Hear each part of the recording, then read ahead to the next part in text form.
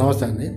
నేను ఒక వీడియోలో చూసిన ఏం చెప్పంటే మనకు కాసిం సార్ కదా మన ఓయూ ప్రొఫెసర్, ఆయనకు 2,80,000 జీతం అంట.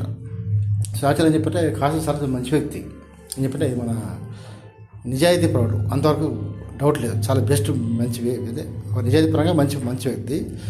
ఓయూలో ప్రొఫెసర్, ఆయన తెలుగు డిపార్ట్మెంట్ కావచ్చు ప్రొఫెసరు. బట్ ఏం చెప్పంటే యాజ్ ఒక వ్యక్తిగా ఓకే, మా కాసిం సార్ ఇది బెస్ట్ పర్సన్, అది బట్ ఏం చెప్పంటే అసలు ఆ పొజిషన్కి అసలు అంత జీతం అవసరమా అని నేను చెప్తున్నాను. అసలు ఏం చెప్పంటే గవర్నమెంట్ అంటే సేవ అదేందా. కాబట్టి ఏం చెప్పండి ఇవ్వని కూడా ఏం చెప్పంటే ఒక 20,000 కంటే ఎక్కువ వద్దు అదేందా. ఇప్పుడు ఒక ఎట్లా అని చెప్పి గవర్నమెంట్ రంగం ఎట్లా అని చెప్పంటే ప్రైవేట్ రంగం కంటే తక్కువ జీతం ఉండాలి. ప్రైవేట్ అనేది ఒక ఏంటది వ్యాపారం. ప్రైవేట్ అంటే, గవర్నమెంట్ అంటే సేవ అదేందా. సో సేవ చేసేవాడు కాళ్ళు సేవ చేస్తాడు, లేకుంటే వెళ్ళిపోతాడు అదేందా. అది గవర్నమెంట్ అట్లా, ప్రైవేట్ అట్లా కాదు. ప్రైవేట్ ఎట్లుంటుంది, ప్రైవేట్ అని చెప్పంటే అది మొత్తం వ్యాపారం అని చెప్పంటే అది వ్యాపారం కాబట్టి వాడు చేసుకుంటాడు. వాడు ఇవాళ వ్యాపారం జరుగుతూ ఉంటే లేకుంటే వ్యాపారం తీసేస్తాడు, వెళ్ళిపోతాడు. గవర్నమెంట్ అట్లా కాదు. గవర్నమెంట్ అని చెప్పి సేవ కాబట్టి వాడు ఇష్టం ఉన్నట్టు చేసుకోవచ్చు, ఇష్టం లేదు వెళ్ళిపోతే ఇంకోటి చేస్తాడు. బట్ ఏం చెప్పి అది కొన్ని రంగాలు ఉంటాయి. కొన్ని సపోజ్ ఏంటి మనకు ఒక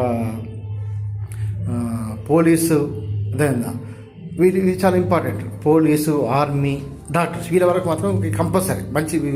ఇది చాలా చెప్పిన ఎమర్జెన్సీ రంగాలు ఏంటవి, ఆర్మీ, పోలీసు, డాక్టర్స్ అనేది ఎమర్జెన్సీ రంగాలు కాబట్టి వాళ్ళకి ఓకే ఇవ్వడం న్యాయం, వాళ్ళకి ఎంత జీతం ఇవ్వాలి నేను చెప్పిన ఎంత తప్పలేదు. బట్ ఈ గవర్నమెంట్ టీచర్లు వీళ్ళకి మాత్రం ఏం చెప్పంటే 2,80,000 జీతం అంట. అప్పుడు కాస్ట్ సార్కి అంత అవసరమా అది తెలిసి అసలు ఆ పోస్ట్కి ఒక 30,000 జీతం ఇవ్వాలి. 30 కూడా అవసరం లేదు, 20,000 చాలు అదేనా ఇవ్వాలి. అది సేమ్ ఏం చెప్పంటే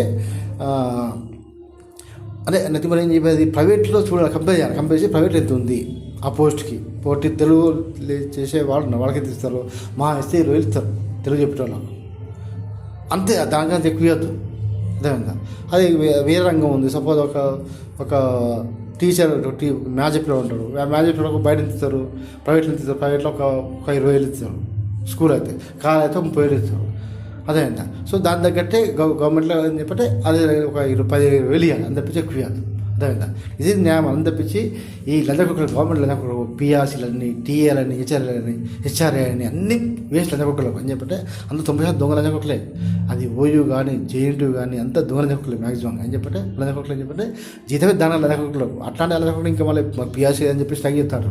ఎప్పుడైనా లందకొక్కలు గవర్నమెంట్ టీచర్లు కానీ ప్రొఫెసర్ కానీ స్ట్రైక్ చేస్తే లందకొక్కలు అక్కడే కాలబెట్టాలి లందకొక్కలను. ఇప్పుడు ఏం చెప్పంటే ఇంకోటి ఏం చెప్పంటే యూనివర్సిటీ ఉంటారు కదన్నా, రేవంత్ అన్న మన చెప్పి రేవంత్ అన్న